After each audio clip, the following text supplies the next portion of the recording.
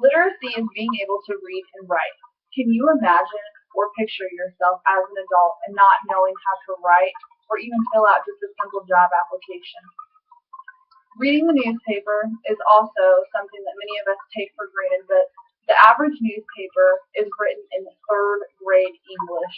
That means that when the newspaper is distributed, it's written for everybody to understand because not everybody can read, believe it or not. This is something that hits home for me very hard. I believe that reading to children every day or as much as possible is extremely important for them. It not only makes their brain mature, but it also helps them in the long run so they know how to read and write when they get into school and even try to get a job so that they can fill out a job application. It has been proven that children who have been able to read at a young age are more apt to succeed in school more successfully than those who are not able to read. Children who are behind in school usually suffer the rest of the way through graduation if they can even make it that far. Here are some creative ways to make learning fun for children. Children who are able to read at a young age are more apt to read and write later in life.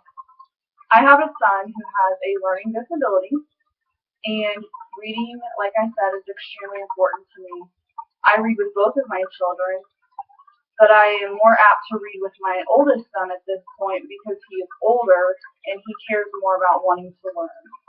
He has a speech delayment, which also the most important thing that all of his doctors have stressed is to read to him. It's the quickest and easiest way that he will learn how to take on those simple daily roles of making it through school.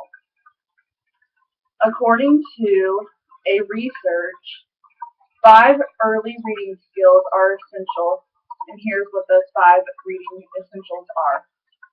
Phonics, being able to connect the letters of written language with the sounds of spoken language.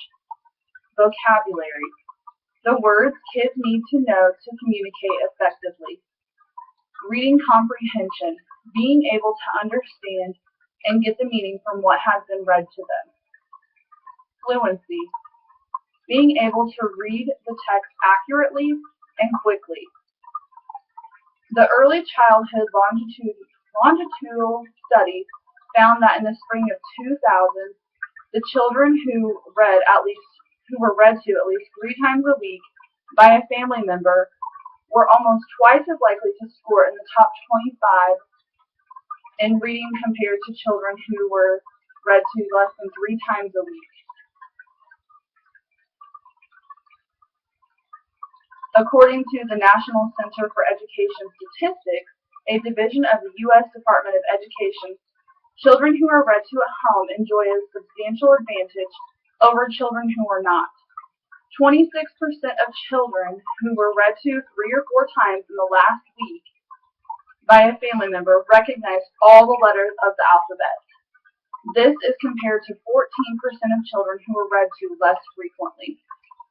I've also been told by my son's speech therapist that an average child can remember a book after being read the same book 7 times.